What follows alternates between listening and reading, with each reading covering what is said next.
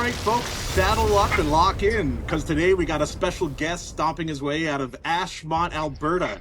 You may know him as Colten Sloan, but around here we call him Colty Bear, the world's strongest Cree. How many moose have you overhead pressed this week? Oh, God. You know how much a moose weighs, man? About as much as you overhead press, I'd imagine. Yeah, with the grace of my ancestors and the buffalo and the wind, I got it. You're planning on doing this, like, is it 2 years ago now? I wanted to do like short ones just for like strongest women in the West. And then I started to realize this is actually pretty fun. And I'm like, I'm gonna just fucking interview everyone that's got like a show coming up. Like, Strongest One in the West, this is its second year. But it's good to get some hype around it because, in my opinion, the Western women are strong. Yeah. Getting really strong. And I think it's going to be a super competitive show. And if I could swing it, I'll probably drive down and watch it. Yeah. No, it's awesome. The girls have been really going hard into their training and such. And the events are real cool too. I don't know if you saw the Zone Smelling Salt odd implement duck walk that he's got the contest for. Yeah, I don't know. Whoever's hosting the show is sadistic. Yeah. Yeah, it's going to be a fun show for us watching at home and there in person, but the athletes are going to have their hands full for sure. Colten, you're training out of Ashmont, Alberta. What's it like building world-class strength while you live in the middle of nowhere? It's fine. No, man. Like, I grew up out here, and I used to lift weights in a shack the size of a bedroom. Yeah. I had like my little leader bench set, and I had like little squat stands and those little 1-inch bars. Nothing new to me, man. I've always I love lifting weights, and even before I became a strongman. So it's just been a part of my life for 16, 17 years now. Like, it's just routine. Yeah. Love my routine.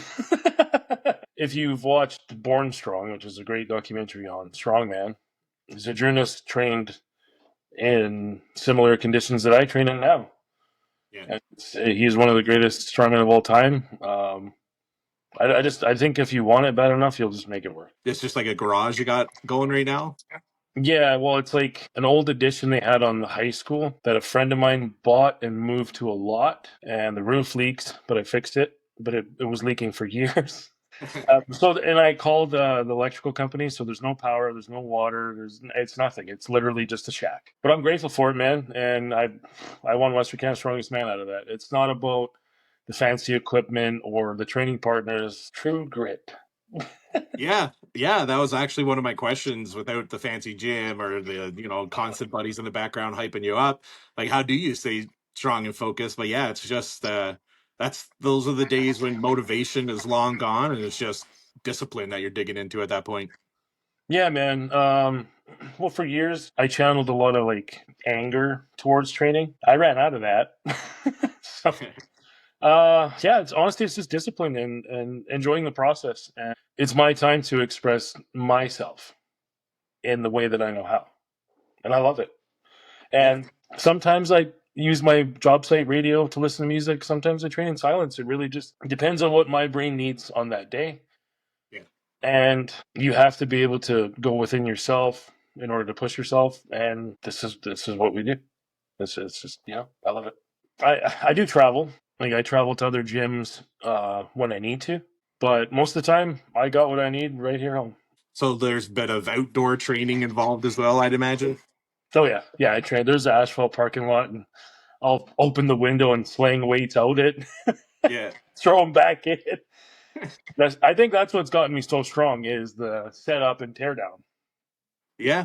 No, that's true. That is half the job of a strongman show. Like, I'd rather compete than volunteer at a strongman show. Yeah, well, even just training here alone, when I do yoke outside, like for North Americans, we're working up to 1,000 every weekend.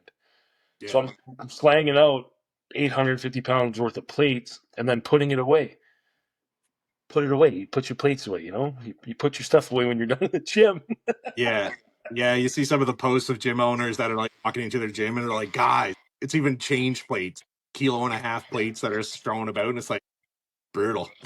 I mean, I do that. And I'm like, oh, whoever trained last was a lazy bastard. Oh, wait. It was me. That's awesome. Do you have a yoke out there? I have 3. 3 yokes. Did I you ever kind of scare any neighbors running down some back alley with a 1,000 pound yoke on your back in the country? Yeah, actually there was the one hall is right across from where I train. The local Legion, I was just there for a steak night and they were doing something, I don't know what it was, but I had to do yoke training. And they parked their cars in the asphalt parking lot and I'm like, whatever, I don't own the land, it's not my space. So I'm training yoke and like, there's older folks, younger folks. And here I am with like, I think it was my 950 run, so my final warm up. And I'm going with this, and it just boom drops into the asphalt. And this old guy said, "You're gonna hurt your back doing that, young man." I was like, "Already did that long time ago." Yeah. And he sat in his car, him and his wife, and watched me do the whole 3, 4 runs I did. I was like, then he's like, "You're really strong." That's the perks of strongman. Is I'm in St. Paul, Ashmont, small towns. People walk up to me like, "Hey, are you that guy that lifts stuff?" I'm like, "Yes, I'm the best of the West at lifting stuff." They're like, "Right on," and then they just walk away. Just for the Just want fans. to make sure that's you. It's for the fans. I'm here for the fans. Okay, DiCaprio, let's gear down a little bit here. Don't take it so seriously. Yeah. So you got both North America's Strongest Man coming up and Canada's Strongest Man coming up, which is pretty wild. It's like, what's your plan for both of those? You got one you're gonna, strive for a bit more, or just hope to survive both, or crush them? What are you thinking? Survive North Americans because it's one of the heaviest shows in the world. And then the weekend after North Americans, I have Gimli, which is the Magnus qualifier. I plan on winning that. Of course. And then Canada's, some of the events are good, some are bad. Strongman, everything's event dependent. I just missed podium by 1 point last year. I think it would be a little bit unrealistic to say I want to win. Realistic goal. Definitely the goal, but an unrealistic one. So I think podium minimum this year. And Yeah. then if I don't qualify for the Magnus or OSG, I'm going to take some time off and get bigger and stronger and go and win Canada's Strongest Man next year. No, that's what it's all about. There's no such thing as a loss as long as you learn something. Well, I've learned a lot. Yeah. So Yeah, that's uh, the plan for those podium, and then see what comes up internationally from there. you mentioned with Canada's Strongest Man, maybe getting the gold was a little out of reach for you. Any kind of names that come to mind that you think you'd really have a tough time going up against that Canada's? Gab, who won last year. Gabriel or Rium? Yeah, and Wes, and if Tristan's there, those three. And that's not discrediting the other guys that have qualified because we're all. Yeah. If you qualify for Canada's Strongest Man, you are a tremendous strongman. It's an insane caliber of the athletic ability in Canada. So I'm not discrediting anybody. It's just on my hit list is those guys. Those are the guys that I have to beat in order to get on that podium. So, in a perfect world, if you make it to the podium, who are the two athletes standing beside you, regardless of position? Who do you think will make it to the podium with you? Who do I think or who do I want? Yeah, because you listed 3 names. So, one of those guys got to go. Who do you think would be the 2 guys on podium with you? I wouldn't want Wesley on there with me. I'd prefer the other two. Why is that? But West has podium so many times at Canada's like Gab and Tristan would be dope. Yeah. West, Yeah. someone else take podium for once, man. With North America's Strongest Man, who are some of the names coming up there you find the most challenging to go against? Every single person in that lineup. It's crazy. Yeah, my heavy favorite to win it is Max. Boudreaux? Yeah, there's no deadlift. He's like me. So there's no Fair. deadlift. So when there's no deadlift, Max is tough to beat. And then the yoke is a bad event for him, but he just posted 1,000-pound yoke and he went really fast with it. So he's looking good. Max is definitely my favorite to win. And then Bryce Johnson would be up there as well. Yeah. Yeah. And then you on podium with them? Top half. Yeah. Top half is a realistic goal. Yeah. Me and JF set realistic standards for myself. Oh, Because if you're like I'm going to win every show and you don't get that dopamine or the positivity you need to continue in sport. Because you're always going to look at yourself as I'm defeated because I didn't win. where Yeah. you got to look like I'm at North America's Strongest Man. I'm competing at the highest level against the strongest guys in North America. If I get top half, I'm one of the best guys in North America. Yeah. That's no joke. It's a huge compliment. Yeah. And like I think people, and this is because I've worked on it myself through therapy and sports psychology, is we need to understand that we need to be proud of those things. Just because I'm not Canada's strongest man, but I'm fourth Canada's strongest man, doesn't make me less than. I am still fourth in Canada, which is huge. It's Yeah. great. It's Yeah. phenomenal. Yeah. And even on the amateur league, it's like, oh, I didn't qualify for nationals. Okay, but you still qualified for provincials and you competed at a provincial level, which is awesome. So I'm trying to be positive. And honestly, it's paid off. No, that's good. We had a conversation a few weeks back about how good you did at Canada's Strongest Man, and you mentioned a lot of it was paying attention to just your stuff and your business, and kind of taking a break from social media leading up to it and everything, and focusing on you and your family was a big help for you. And yeah, I think it showed. Yeah, man. Social media can be toxic, and we can control our environment. That's just it. You can control it. Next question. No, I'm just kidding. Yes, yes. Just kidding. What would be Oh, what is your what's that? I know how big your hands are. We've held hands. I had a little itch. I don't see what's wrong.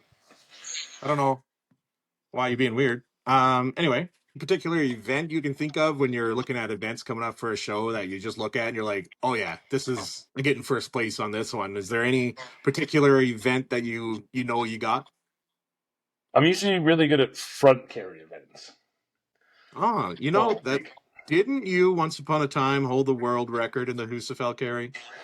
I did, yeah, actually, at the Magnus You, Classic, yes. you did. I was watching it live. Yeah, and then Max made eye contact with me and beat it. Yes, and then like three other dudes beat the guy before him as well, didn't they? No, just one. Who? Villas. I can't remember his last name. Sorry. Oh, there was only two people that broke the record that day. Well, I broke it. Yeah, First one to break in 25 years. Just saying. And then, just kidding. And then Max broke my record. yeah. And then Baby Mammoth. I can't remember his name, but I remember his nickname. He broke the previous record, but didn't surpass us. Okay, that's And still then wild. crazy, like 25 years, it's never been broken. Then four of us broke it that distance on the day, but then V set the new world record. Yeah, that's wild. It's there's something to be said about like what if you didn't break it? Like would the other guys not have had that extra drive to break it again? Like where you kind of was one man breaking it the catalyst to boost the other man? Like it's so unheard of to see a world record that held for 25 years be broken three times in one event. It's Yeah. wild. Well, this isn't a shot at Max. Max was losing the stone; it was sliding down his shirt, and just goes to show how strong Max is. He's looking around in the crowd, finds me, makes eye contact, nudges it up, breaks my record. Like that's just how strong and hungry Max can be. I think I not a shot at Max because I love Max and I'm gonna see him next weekend. I don't want him to beat me up, which he would. I'd probably beat him in a fight. But Clipped save. I was gonna say, but just kidding, Max. I love you. No, like I think if I didn't break it, I don't think Max would have gone as far as he did. He might have still broke the record for sure, but not the distance that he went. Okay. And that's not a shot. That's just like because I was standing there. I was like, oh no, oh you. Wah. Yeah. And then I think V trained months and months to break that record specifically. He traveled to Husafell often to train on the ground with the actual implement. That's a I huge think it advantage. still would have been broken. I was going to ask what your least favorite event is. We kind of touched deadlifts earlier there. Would you say that's officially your least favorite? No, Oh, probably log right now. Just right now. yeah. I love log. I'm a good log presser. Just that one.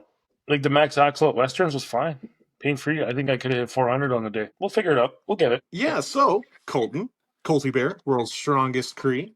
If you Uh-huh. could challenge any strongman in history to a single event, who would it be, and what event would it be? Magnus for Magnuson, Husafell carry max distance. What was his record, dude? I don't know offhand. I don't remember, but he's phenomenal at it. That's why I want to go against him because he's really good at it. And he's Icelandic. It's an Icelandic stone. And I'm just some farm kid from Ashmont. Yeah. But that, and because uh, like I know Magnus to a certain degree now, more like on an acquaintance level. So just that, knowing him more personally and knowing his history with the Husafell, I just think that'd be a dream come true for me. I would also say like Log versus Drunas, but come on. Strict pressed 500 and I'm over here struggling to hit 4 Yeah. again. We kind of touched on Gimli a little bit earlier, but I forgot to get into it. Who do you see for a podium at Gimli this year? 2 Berta boys, 1 Manitoba guy. Do you have any names in mind? Myself in first place, and Andrew Langlar and Larson, the bear hair, fighting for scraps. Okay. Confident in the turnout of that show, I see. If I'm alive after North Americans, sure. Yeah. I fly out Friday next week, and I fly home Monday, and then we drive out to Gimli on the Friday after that. So it's a week apart, which is fine. I've competed like that before. I did Westerns when it was in Fort McMurray, placed third. And then I flew to Lithuania 2 days later and competed 4 days later and got second in an international show. That's where I met Sojourners. But yeah, so I did Westerns, and I think it was 4 days later. I competed at a high level international show and placed second. So Cool. it's nothing out of the ordinary for me. You know, if you want to get better as a strongman, you need to be what is it? What do they say? Gas station ready. That must be an American thing. Yeah, it is. Yeah. Us Canadians, like, oh, sorry, hey, but I'll pump the gas for you there, but Yeah, here's a 22 there, fella. oh, sorry, you want me to get your windshield for you? Yeah. I don't know, man. I didn't know that. Okay, gas station ready. Now you know. Yeah, well, Colton, that's about wrapping it up here. But before I go along your journey, obviously you had some help and people supporting you along the ways, whether it be companies, friends, whatnot. You have any sponsors or people you want to give a shout out to on your journey? 2 people. My cookum, because when I started lifting weight, cookum means grandma in Cree, just so everybody knows. Yeah. My cookum, because when I started lifting weights, she bought me equipment so I could lift. She bought me protein powders and all the pre-workouts, even though she said they were going to give me a heart attack. And then obviously my wife, T, everybody knows her as, because I've never had somebody support me the way that she does right now. She's prepping my meals. She's making sure I'm eating and staying hydrated. So much water. She makes me drink so much water. She's been, and then like she comes when I need her to come train, like she'll watch certain movements and record it and see things that I don't see. She's my hidden little secret technical coach. So those 2 for sure. And then yeah, I'm sponsored by the main ones are SPD Zone and Inclusive Fitness, as far Yeah. as I'm aware. And I am currently working on a deal with somebody for specifically a soft belt, on someone as that as a sponsor specifically for a soft belt, because my soft belt I've had for way too long, Yeah. and it's time for an upgrade. And somebody reached out, so I'm looking forward to it. Yeah, that's awesome. That's nothing you can say for the people yet. Still kind of a secret for now. I haven't signed a contract. Cool. Well, Mr. Sloan, thank you for your time. No problem. I appreciate it. That's about it, really. I miss you. And wah, wah, wah.